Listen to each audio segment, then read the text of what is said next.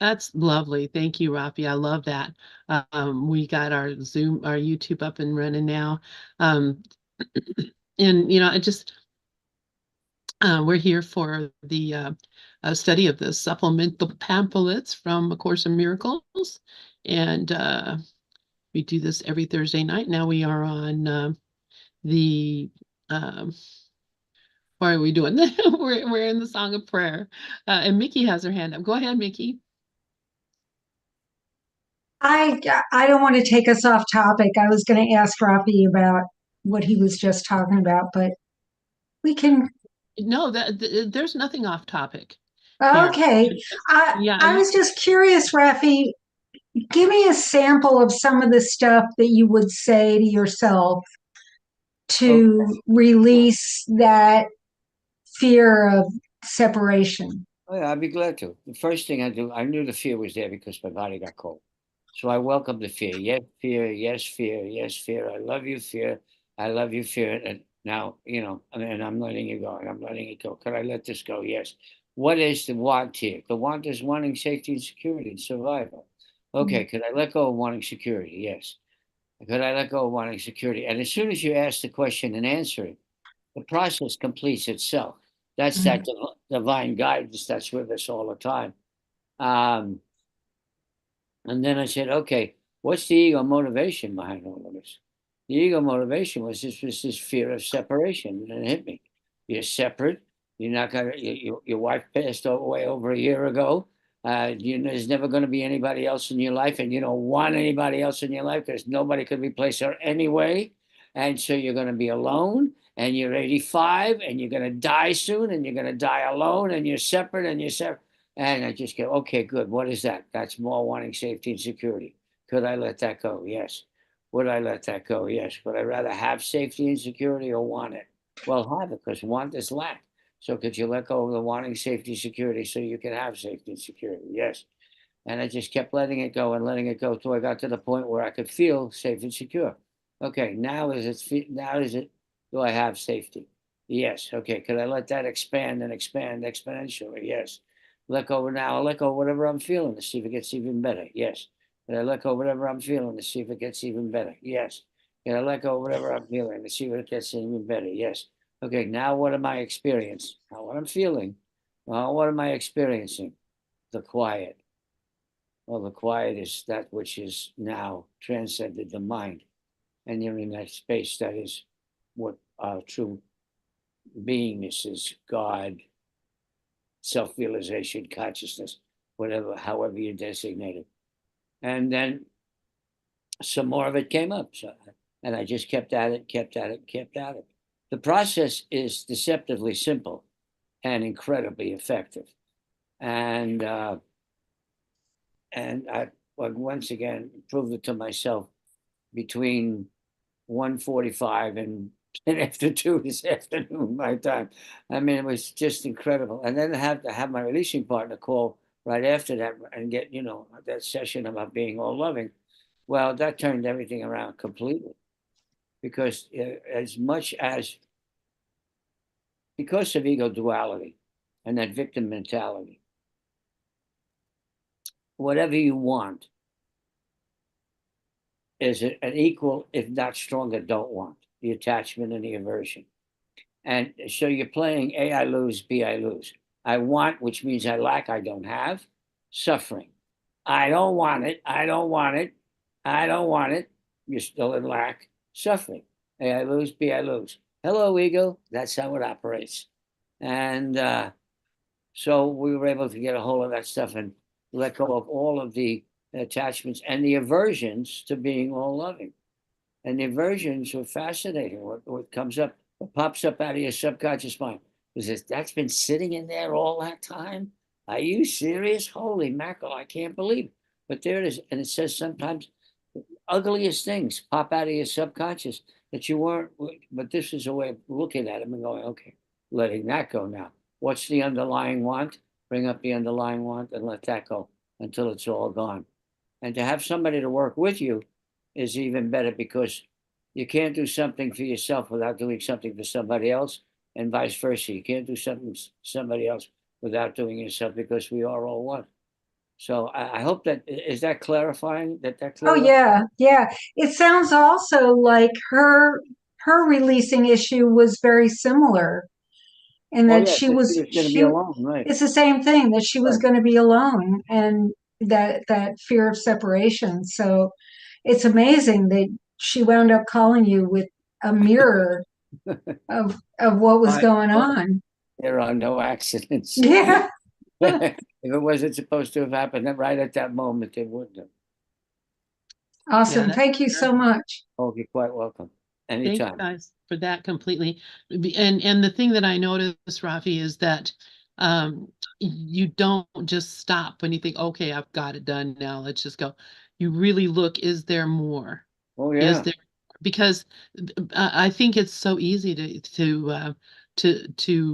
get to the point where yeah that it seems like I'm okay now, I'm cool, but there's still stuff bubbling under there Oh that yeah. you haven't addressed. So bringing it up and looking for more, and it reminds me, kind of in a different kind of way of Michael Singer, Mickey Singer. I read his books and have listened to him quite a bit.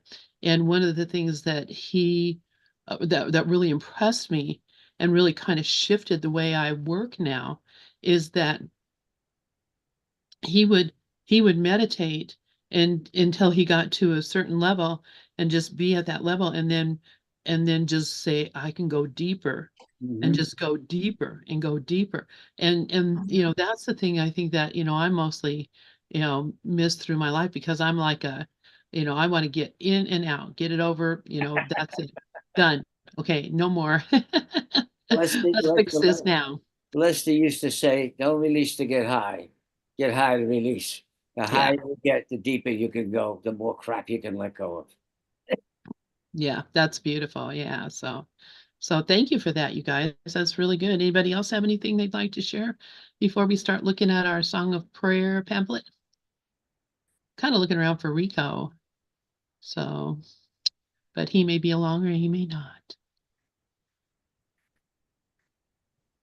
Well, let us then go take a look. We are in um, the Song of Prayer, prayer and praying for others.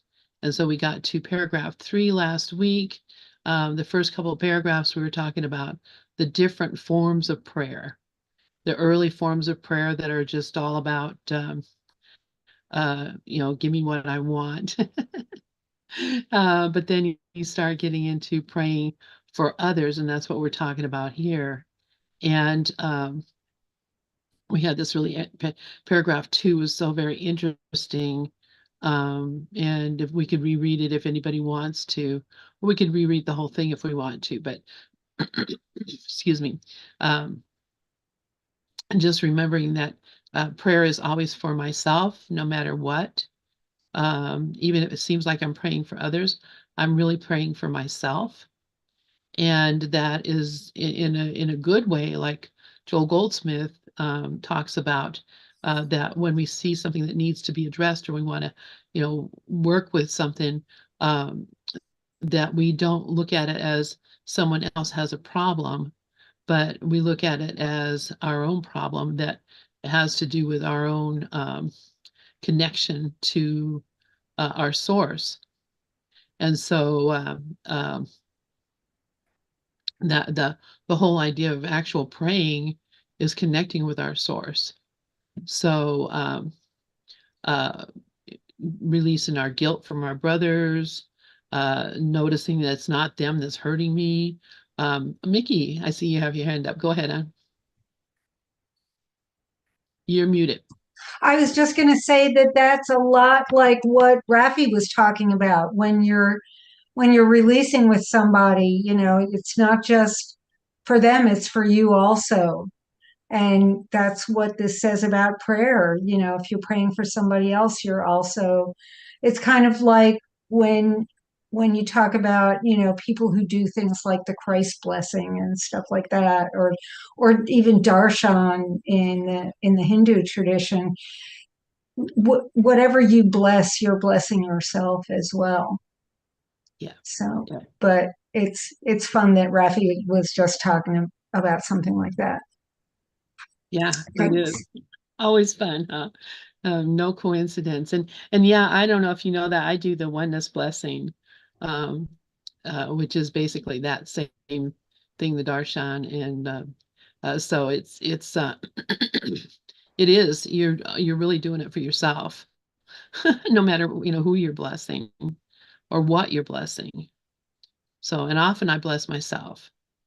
I should bless myself much more frequently, but often I just bless myself as well. Um, so um, let's see. So we talked about the prayers at the bottom of the ladder that might they're calls for vengeance and not for love, which seems so weird, but uh, whenever I'm praying for somebody who, oh, you appear to be having a problem. And when I see somebody that appears to be having a problem, I see them as being something outside of myself. And when I see them as being something outside of myself, then, whatever it's almost like what does he say? Let's see, they call for vengeance, not for love, nor do they come from one who understands that they are calls for death, made out of fear by those who cherish guilt. And what do we mean by a call for death? Means I don't want you to be the way you are right now. I want you to be something different than what you are. And so, if you have cancer, I don't want you to be someone with cancer. I'm going to pray for you not to have cancer. If you have, uh, you're in some kind of trouble, I don't, I don't, I don't want you to be in trouble. So I'm going to pray for you to be someone who's not in trouble, which is basically praying that they were different than who they are, what they are, what their situation is. And so when we are praying for people uh, in that way, we're taking a higher, we're thinking that we're in a higher position. I don't have cancer, or I do have cancer, but my cancer's not as bad as yours, or whatever. We're always looking to compare ourselves to them, and it makes us experience ourselves as being in a superior situation. But in reality, we're all in the equal position. So if I think that there's something wrong with you, I'm seeing you as being different than me. So anyway, that's my interpretation of that. And I see Rafi has his hand up. So yeah, please go ahead, Rafi. I just want to address the part that says, understand they are calls for death. In releasing the three wants, wanting approval, wanting control, wanting to be safe. You want approval so you can be safe and secure and survive, because you think you're a person, you're going to die. If you can't get approval, then you want to control the situation. You feel out of control or lack of control. So you can want to be safe, secure, and survive. That lacking control feeling leads to frustration. That frustration is a want to kill. You don't realize it, but in that, and it says right there, that calls for death, made out of fear. I want you to like me. If you don't like me, I will kill you, God damn it. Okay, now we know the ego is insane. Does that kind of say it as completely as you can? And that's why it's important to get a hold of the feeling and let it, because on the surface, it's just, I want this to be different than it is. But if I can't have it different than it is, if I can't, or I want it to be the same and I don't want it to change, which is also wanting control, you get to that point where this frustration kicks in, and then the anger and the want to kill come following, and it's all part of that same thing. And that's how insane it is. But if you can get a hold of it and realize, okay, first of all, it's just a feeling. It's something going on in the mind. I'm not the mind. I'm not feelings. I'm not thoughts. I'm witnessing all that. And you can feel it in your body. I mean, you can feel it when you bring up a wanting feeling. You can feel it. Sometimes you feel it in your gut, your solar plexus, your chest, your throat. Sometimes I feel resistance in my right shoulder. And then it makes it a lot easier. Okay, now can I let that go? And But that boy, that call for death, that just hit me like a brick. Woo! Thank you for that, Rafi. And yes, it's really funny because I know um, when I used to be with another group, and I came to realize that I was not happy with them. I didn't like the way that they operated. I didn't like the way that the leader operated. I had, all these grievances. And when I realized that every single one of those grievances was me wanting them to be dead, if you said, Lynn, would you like to see them dead? I'd say no, no, no, no, no. But boy, it'd be so much easier in my life if they just didn't exist anymore. And what wanting a person not to exist anymore is really wanting them to be dead or to be existing in a different way. Oh, if only they were nicer. Only they were more empathic. Only if they were more forgiving. Only if they were more this. Every single one of those wishing someone was different is really wishing that they were dead and someone else was there instead, someone you prefer who looks more like what you like them to look like. It's it's insane. And if you read the Course in Miracles, you'll see it over and over and over that Jesus is pointing out you're wishing for their death. When you're wishing for them to change and be different, you're wishing for their death. You're wishing, and when you wish God was different, you wish God was dead and you had a different God who was a nicer God who gave you what you wanted. I mean, it runs to everything. And if you don't look at it and say, geez, that's I don't want them to die, but in reality, what is wishing that they were somehow different? It's the only that's exactly what it is. So, anybody have any thoughts about that or arguments on? Well, I actually want to ask Lynn. So, what was the turning point for you? What transitioned you from those feelings to now being so accepting and not, I guess the nonviolent communication version of you? Like, what was that? Was there a specific point, or was it just a gradual process?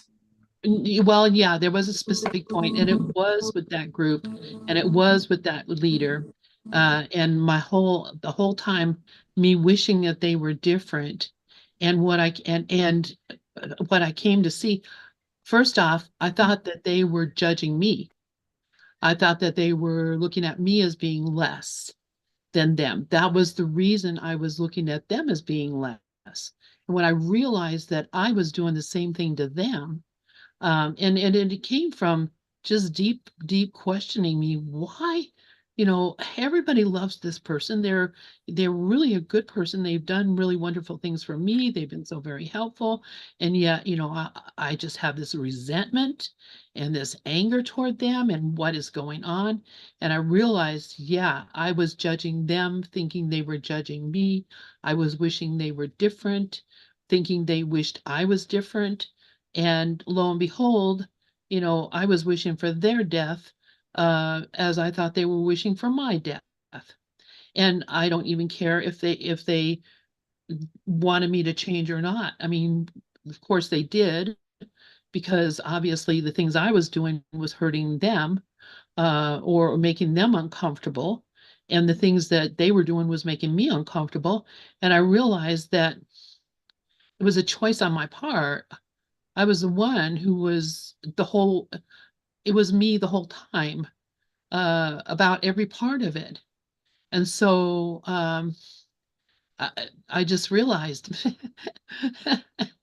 every time I think that it would be nice if they were different, I'm wishing they were a different person altogether and who they are didn't even exist. And then I started noticing my murderous thoughts, and my murderous thoughts were everywhere. And I just recently, heard people talking about the political situation in America. And boy, talk about murderous thoughts coming out of, people in Course in Miracles, people and friends that you think, are, on this peaceful path. Man, it's been pretty eye-opening. But it had to come from me recognizing that I was doing it. And once I recognized I was doing it, I saw it everywhere. I saw it in everything. Even the things I love the most and the people I love the most and cherish the most. Every time I looked at them and thought, you know, it would be nice if you did this or you didn't do that. I was wanting them to be dead and someone else to be there in their place. Someone who's just like them, but didn't have that characteristic. And that can be earth-shattering, really, for a person, I think. It was for me. And then I really started looking at that and talking about it. And then everybody started making jokes about Lynn and her murderous thoughts. Here she comes again with her murderous thoughts. But I couldn't stop it. I mean, really, once I started seeing it, and the ego is just insidious. Glorian, please go ahead. Yeah, thank you, Lynn. And I think it's really important that we recognize this. You see it, you own it, but really it doesn't have to be that way. And I know I'm sitting here in a seeming body, so apparently the thought comes first. Jesus tells us the ego thoughts come first, but the willingness to stop it and allow something else to be presented. That's what, for me, is saving me in all this, why I'm not, in this turmoil, because I'm making the choice not to be. I'm recognizing that I have a choice not to participate in the insanity. And we have guidelines here with which to do it. So again, like Rafi put in here, it's never them. And it's always about us. All of this projection comes from our mind. And I love what you said, because that's maybe one of the biggest things to recognize, is that I'm the one judging the judging. So if I'm feel like I'm judged, I'm judging that judging. And if I am willing to align my mind with the higher mind, the higher self, then I'm not going to, all that traffic, all that insanity, that incessant roundabout fear going around ceases to be. So I think it's just really important. It came out today in John's meeting, it's through me, that the recognition that this is a choice that we're making. It's a choice to participate in it, and it's a choice not to. So if we, today, what we were saying, like he said something about the desire to heal. So if we are looking at the desire to heal, we're choosing to bless, which means we're making no demands, which means we're relinquishing judgment. We're choosing to remember what we are, recognize that this is what I am, and accept it.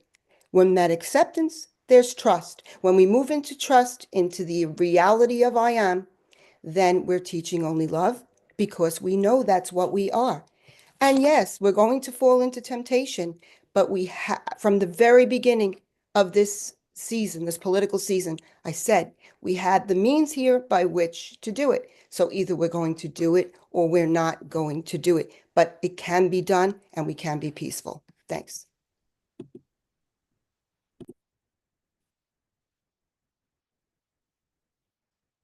Thank you for that, Gloria. And yeah, you know, it is just as simple as knowing, and Jesus says it right in the course. It says, you know, how do you know that you made the wrong decision? How do you feel? And boy, if you start looking at how do I feel, which is a huge component of the nonviolent communication, is looking at the feeling and looking for, you know, what is it that this feeling is telling me about what I'm thinking? Because your feelings reflect directly how you're thinking. So if I'm feeling upset, you know, if I look at, you know, the election and I'm upset about it, the flag number one right there, that I'm thinking I'm deciding wrongly. I'm thinking with a mind that is not at peace, and I'm thinking with a mind that has judgments and fears that are directly reflect how I'm seeing things. So, you know, it's not rocket science. if I'm not feeling good, hey, there's something wrong. And that's why this last week, for a week, in fact, it's been longer than that, that I was sick and then I got better and I was feeling good and then I got sick again. And, I went through all this, the last few days of just feeling miserable, not able to breathe, walking around my house, gasping for air, using my ventilators, doing all this different stuff, thinking, I'm gonna have to go in and I probably have pneumonia again and blah, blah, blah. And honestly, there was a meeting today. We talked about, what was going on, how people were feeling. I didn't even talk in the whole thing. I just sat and listened and processed. Christine Schmittelson And with 5 others. what is that? That's me. Here, okay. I just listened and processed. And after the meeting, I really took that into contemplation, what I had experienced. And I played a bunch of music. I've just put on music and played music on, Gather Radio for, a couple hours. And I just released it and released it and released it and released it. And man, I'm fine. I like all my symptoms are gone, which is crazy. I mean, that's just insane to me. How I could go from feeling like I was going to die early in the morning to feeling like I couldn't even stand up straight. I couldn't walk hardly because my hip and my back were hurting so bad. I was in pain and miserable, and it's just gone. It's just gone. So, and then I look at, oh my God, this is how powerful my mind is. That I can think a thought and get upset about something and go into fear and attack mode and cause myself this much pain. That's how powerful my mind is. And I just listened to like one little 2-minute thing of was it Dr. Sarno that I listened to, Bruce Lipton, The Programmable Mind. I listened to like, it's like 5.5 minutes of that, and it switched me. I mean, that was the moment I think that the switch happened. So I didn't even think about it then. It just happened. Glorian, please go ahead. Yeah, thanks, Lynn. And that's exactly an example of it. That I'm not suggesting denial at all. We look with the Holy Spirit, but then we're willing to make that space and listen. And when you took it into contemplation and gave it to Spirit, it disappeared. And that's what the Course is asking us to do, to be willing not to hold on to it, not to perpetuate the guilt in our minds that projects then onto the images to continuously show us what we think. We're doing this to ourselves, and there is an escape from it. And that's my point, is there is a way out. And it's through the quiet mind, it's through the contemplation, the willingness to make that space. Not that we don't look, we look because we want to see what our thoughts are showing us so that we can let them go. But in that instant, when you let them go, that was a perfect description. You let it go, you gave it to Holy Spirit, and it disappeared. Yeah. Pretty crazy in like what you would call a miraculous way, which is really, and it really is miraculous. It really is a miracle. Let's see what Rafi, willing to let go is a decision. Here's one. Would I rather be negative and beat myself up, or be positive and love myself? Be right or be happy? Exactly. Yeah, that's it. Would I rather be right or be happy? That's a simple question and a simple answer. So, but lots of people say I'd rather be right. So I've said it myself. Right would make me happy. No, it doesn't. So anyway, so let's take a look then. Paragraph 3, we read it last week, but we didn't discuss it at all. Just read through it because I wanted to kind of keep it in my mind for the week. So who would like to read paragraph number 3 here? I'll read it. There's my Rico. I didn't see you snuck in here. Okay. I did. Wait, sorry. That's okay. 3. At these levels, then, the learning goal must be to recognize that prayer will bring an answer only in the form in which the prayer was made. This is enough. From here, it will be an easy step to the next levels. The next ascent begins with this: what have I asked for, my brother, is not what I would have. Thus, have I made of him my enemy? Let me read that again. What I have asked for my brother is not what I would have. Thus, have I made of him my enemy? It is apparent that this step cannot be reached by anyone who sees no value or advantage to himself in setting others free. This may be long delayed because it may seem to be dangerous instead of merciful. To the guilty, there seems indeed to be a real advantage in having enemies, and this imagined gain must go if enemies are to be set free. I think I hear him saying that we'll pray for, or it's possible to pray for something for your brother that you wouldn't pray for yourself. And if that is the case, why would I pray that for my brother? So I'm trying to see, no value. Do we look for the value or the advantage in prayer? I don't think so. This may be long delay, but because, can you scroll it down to the beginning? I think I like the beginning question better, yeah. Then learning goal must be recognized, the prayer that will bring an answer. Sometimes, well, I won't say we, I'll speak for thee. Sometimes I pray and I think I'm praying for good, but first of all, I'm praying for myself, but I'm praying for things I don't really care if I want or don't want, but why am I praying for? Because I have the habit of prayer every day.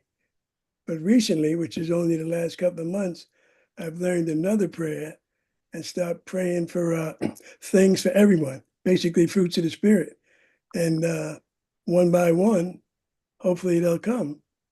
But I'm like dyslexic in my prayer now because I'm putting aside my old way of praying and I'm inhaling this new way of prayer. So I'm stumbling along the way, and I'm almost paying more attention to what not to pray for than what I want to just relax and pray for.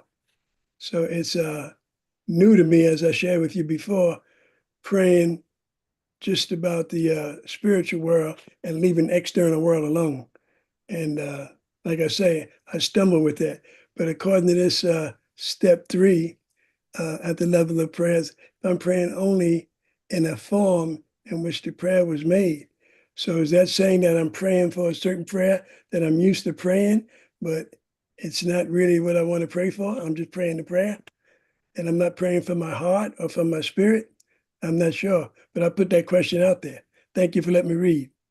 All right. Well, thank you for that, Rico, and lots of really good questions because, yeah, this is a little confusing. I think it seems a little bit confusing. And, you know, it comes, and I'm going to let Mickey talk here in a second. It comes to the question in the middle. What I ask for my brother is not what I would have. Thus have I made of him my enemy. And I want to go back to the idea that I ask for my brother to be a kinder person, a nicer guy, not as rude, not as crude. I ask for my brother to change and be different, be the way I want him to be. And in doing that, I have made him my enemy. That's what I think about that. And Mickey, please go ahead. Let's hear your thoughts. And Gloria and Nick. I want to thank you, Lynn, for that because I was having a hard time coming up with an example, and that was perfect. So that clarified a lot for me.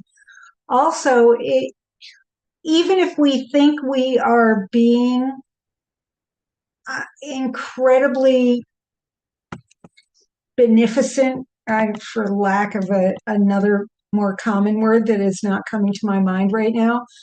If we think we're being magnanimous and we're asking for someone, let's say somebody's got an addiction problem and we think we're praying for them, to drop their addiction, we're calling them less than us. We're looking at them as if they lack and we have the better mind, we have the more healed mind. We're condemning them. We're actually treating them like an enemy and saying you're no good. We're putting value judgments on someone, and who knows, what they need to go through in order to get where they need to go. Maybe they needed this. We don't know. So, I have to assume that I don't know what anything is for, and just pray for my mind to be healed. And that's become my prayer. Pretty much my go-to is, please let me see this differently. Let my mind be healed. And like, I love the way Regis put it the other day. He said, I need to take care of what's in my house, and pointed to himself. That's the only thing that has any validity, I think. Anyway, thank you. Thank you, Mickey. And you just reminded me of when I was a kid in Catholic school and we prayed for the heathen Chinese. We paid, we were praying for all these awful people all over the world, these heathens and Oh pagans. yeah, all those people who are gonna go burn in hell. They're gonna burn in hell. Yeah, my God. I think about that now and I'm like, I hope God changed those prayers around just because they were definitely hateful. And that's something I learned from the church well early on. Judge others and hate the sin. Oh my gosh. Glorian, please go ahead. Oh my goodness, that's too funny. You had me laughing there, Lynn. Oh my, pray for our brothers who are different than I am. Oh my goodness. Anyway, this paragraph is a little bit trippy. But if we look at it at these levels, then the learning goal must be to recognize that prayer will bring an answer only in the form in which the prayer was made. So if we're praying on the lower levels of prayer, beseeching God, we'll recognize that those prayers are never answered because there is no God to answer the illusion. But if we move into that space, that prayer will bring an answer in the form in which prayer was made. If we pray in true communion, I and the Father are one, I am one self united with my Creator, then that's what we will be. We've accepted it for ourselves, and then we'll recognize it in our projections, or without having those projections, we'll recognize the Christ. I and the Father are one. This is enough. From here, it will be an easy step to the next levels. The next ascent begins with this. What I have asked for my brother is not what I would have. So see him different from me. See him in guilt. That makes me not guilty. Thus have I made of him my enemy. Jesus tells us, make not of love an enemy. No, don't malpractice our brothers. See them for what they are not, because they are love. So seek not to make love of an enemy. And let's see, it is apparent that this step cannot be reached by anyone who sees no value or advantage to himself in setting others free. So if we think we keep him guilty, it's making us right, we're staying in hell. But if we recognize that the value and the advantage in setting them free, if they're free, we let go of our judgments and our grievances, then we're free. This may be long delayed because it may seem too dangerous instead of merciful, because in that sense, if we forgive our brothers, we disappear. The separated self is no longer there, no longer needed, quite frankly. I mean, we have this separated sense of self to keep the fear alive. And in an instant, we can change our mind and accept the reality of what is for ourselves and for everything. There's only God. To the guilty, those listening to the voice of the ego, there seems indeed to be a real advantage in having enemies because it keeps it alive. And this imagined right there, imagination, this imagined gain must go if enemies are to be set free. So we have to recognize that if we hold our brother in hell in condemnation, we're holding ourselves in condemnation because that projection's coming from our mind. But if we make that choice to accept I and the Father are one, I am one self united with my Creator, then that's what we're going to see everywhere. We do this in the holy instant when we move into the quiet mind and stop the judgments and projections and just experience that oneness of I am. It's an experience where there is no other. There is only one. Thank you. Thank you for that, Gloria, and thank you for walking through that and parsing that out. I really appreciate that so much. And yeah, that's why make not of love an enemy is let your brother be. Jesus says, let your brother be, make not of love an enemy. And that's exactly it. You know, we try to change our brother and we're making an enemy out of love. Rico, please go ahead. Thank you, Gloria Ann, for breaking that down for me. I appreciate it. I see clearer now. You gave me a new pair of glasses. Thank you. I want to talk to my friend Mickey. Well, Mickey, you hit it on the head. I need to confirm what you talked about. Many years ago, I used to be an active alcoholic and cocaine addict. And I remember I used to be breaking my mother's heart. And she had all these people from Unity. I didn't even know what Unity was then. And all these people from Unity praying for me and they're praying for me every day. I said, Ma, I don't need prayer. I need money. And she cut me off. And had she not allowed me to have that experience of hitting my bottom, I probably wouldn't have made it here. So you're right. You have to let people go through what they go through. And in your prayers, just say, the best I could do for people I pray for like that, because I spent many years like that, is in God's will work in their life. God's will be done, not mine. Because I don't know what's best for anybody else. I'm not trying to save anybody. I can't save me. How am I going to save somebody else? But that's very true. Sometimes you have to let people hit the bottom and they bounce back. In my case, and many other guys that I sponsor, I had to let them hit the bottom and then maybe they'll, I was sort of anti-God. So, I mean, God wasn't going to get my attention, not from how those preachers used to beat my knuckles trying to learn Latin, trying to be an altar boy. So God was like, the God idea was out the question. And had I not hit that kind of bottom, I wouldn't even have looked up to God. So you got to let people happen what's going to happen in their lives. For me, the best I could do for somebody else is pray for God's will in their life. And I don't know what God's will is in somebody else's life. Thank you. That's right. Thank you. Thank you for that, Rico. Because yeah, many of people that I know have come up from that bottom. I mean, they had to hit the bottom because they would never believe that they were in trouble. They would never believe that there was, to them, whatever, your problem was just an inconvenience to them. And because, I know people who are consumed by drugs and alcohol and you can't force them to let go of that. It's not going to help them. They'll come back because it's what they really want at the time. So you have to let them, and help them as much as you can and love them. But you can't protect a person from the thing they feel like they need when they feel like they need it. And that's why, don't judge them, just, recognize that they're on their path and, I can't walk it for them.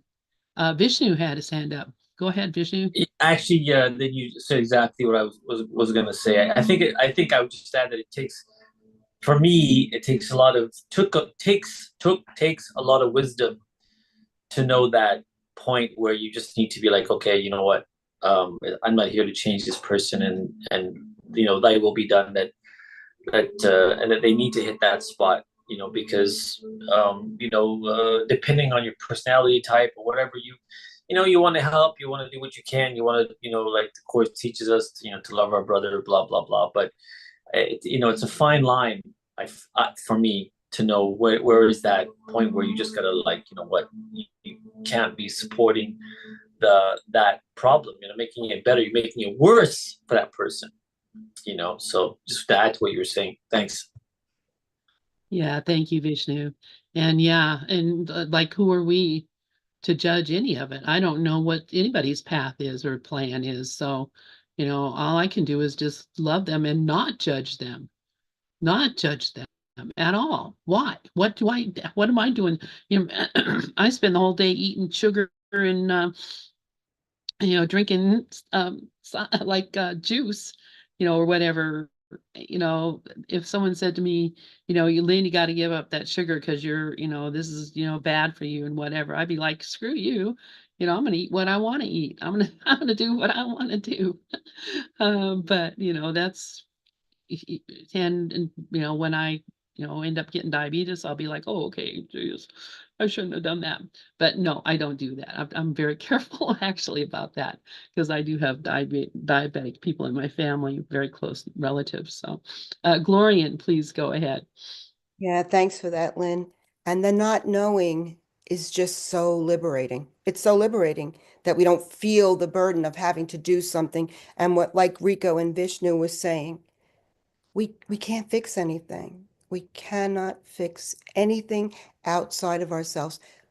The change is made in our mind. So when we recognize all healing is made at the level of the mind, and it's based upon our choice, and the power of decision is our own, we take back our power. Because when we feel all out of control, we're giving our power away to an imagined idea, the ego. It's not our reality. So we're giving our power away to nothing. And by doing that, we lose everything, which we can gain in an instant if we just make the choice to do so. Thank you.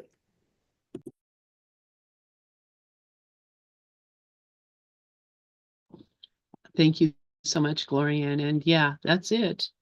I mean, it's not easy. And especially, if that other person is your child or your spouse or someone that really, really want to see do good, and you see them falling by the wayside, and by what you call the wayside, what I call the wayside. But many people, I think, would not have come to salvation if they hadn't gone to prison. I know people that if they hadn't gone to prison, they would still be doing their things they did before. And actually, my son is one of them. so, so, yeah, he went to prison and came out of there saying that ain't happening again. and he completely changed his life. But now, I mean, I couldn't be prouder of the person that he's become. Um, but it was pretty dark for a while. It was pretty dark for a while. But anyways, let's see. We have about 3 more minutes. So does anybody else have anything that they'd like to share? Or guess not. So let's see. I think we have we have a few more I got paragraphs. something I wanted to mention. I think it was Sure. Vishnu just before said that it takes a lot to let somebody follow the road that they were going down. It takes a lot of courage and it takes a lot of strength. You know, it, I don't know about everybody else, but, I was talking about this earlier today. I want to help. I want to fix. I want to do whatever I can do to, to correct, to make somebody better. And it takes an incredible amount of strength and courage to not do that. So I just wanted to acknowledge what Vishnu was talking about before. And I have to go in 2 minutes to another meeting. So it was lovely hanging out with you all. And I'll pass the mic to Gloria. Yeah, go I ahead, think Gloria. I'm glad if you just stay for a moment, because I really do love the word that you brought up, courage. I'm not really sure it's used in the course anywhere, because it really means willingness. So we're courageous enough to be willing to do it, to be willing to see it differently, at least for me. Thank you. I love that. And I think Just it for a is. quick comment to add on to Gloria Ann's, it really takes, even though I didn't know I had it to do for somebody else, I found out I did. It really takes trust. Just trust, let go and just trust. Yep. Whatever's going to happen is going to happen. So that Right. trust kind of helped me out. That's It's it. a good point, Rico, because that trust comes from a point of view of acceptance. And acceptance is a very high place to come from. You're accepting the situation as it is, loving it with it. That doesn't mean that you can't be compassionate and kind and generous and receptive and understanding. Of course you can, but that all comes with acceptance. I see what it is. It's got to be the way it is, because it can't be any other way. If it was going to be some other way, it would be. Thank you, Rico. That nailed it. Beautiful, beautiful. Thank you, thank you, thank you. And you probably saw I put up courage. The word courage is not in the Course in Miracles, but there are other words that are equally like faith and trust and all those things. So, anyways, thanks you guys so very, very much. And so next week we're going to start with guilt must be given up and not concealed. Nor can this be done without some pain, and a glimpse of the merciful nature of this step may be for some time be followed by a deep retreat into fear, for fear's defenses are fearful in themselves, and when they are recognized, they bring their fear with them. Yet what advantage has an illusion of escape ever brought a prisoner? His real escape from guilt can lie only in the recognition that the guilt has gone. And how can this be recognized as long as he hides it in another and does not see it as his own? Fear of escape makes it difficult to welcome freedom, and to make a jailer of an enemy seems to be safety. How then can he be released without an insane fear for yourself? You have made of him your salvation and your escape from guilt. Your investment in this escape is heavy, and your fear of letting go is strong. So we're going to talk about that next week. That sounds, this stuff is so deep. It's crazy. So Upside down thinking. it is, it's amazing. But thanks you guys so very much. I really appreciate you. And Gloria, and I'll see you tomorrow with Joel. And I'll find, I know what happened. I had so many of those recordings from doing just the regular Zoom that I haven't converted yet. No So worries. No worries. I I just need to do thought I'd that. throw a reminder out there. I know you're so Thank busy. you for that. Gloria, All what right. time is that meeting tomorrow? 11 11:30? 11:30 New York Eastern. time. Yeah, New York time. So that's 8:30 your time, right? Yeah. Yeah. Yeah. All right, thank you. Nice to see everybody. Thank you. Good night.